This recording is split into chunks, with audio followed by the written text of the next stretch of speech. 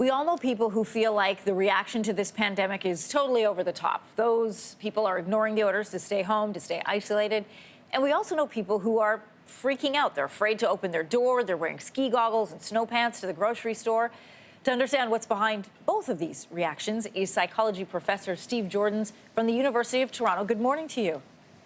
Good morning. Great to be with you. Well, let's start with the one that everybody has seen, the panic buying and the hoarding, like with toilet paper. Is this about control? What's happening psychologically to people?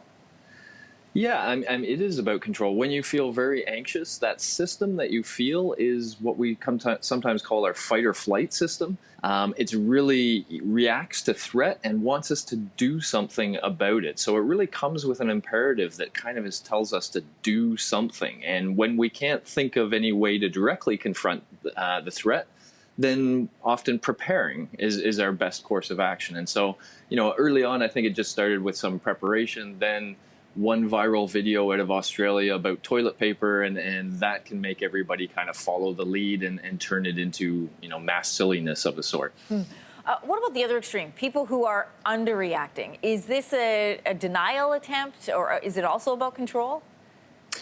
For them, I understand it less. I can understand it sometimes if it was a hurricane coming in where you're like, I'm a brave person, I'm a strong person, I'm not going to be threatened or worried by this.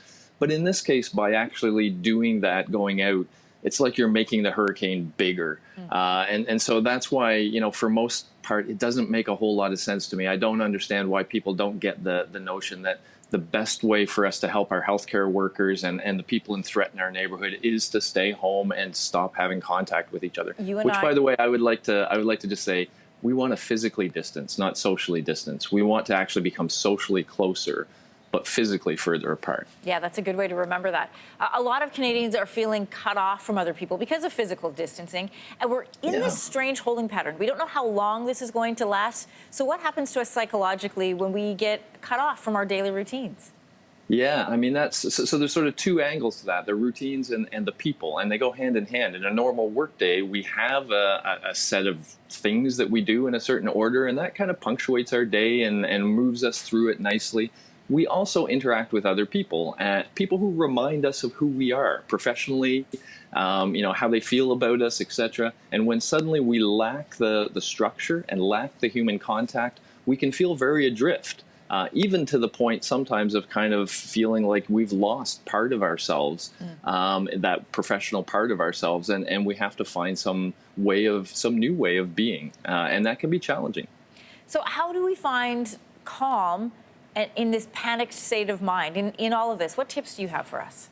Yeah, so if I can mention quickly, I've just created a course specific to that's available free on something called Coursera.org, Coursera.org.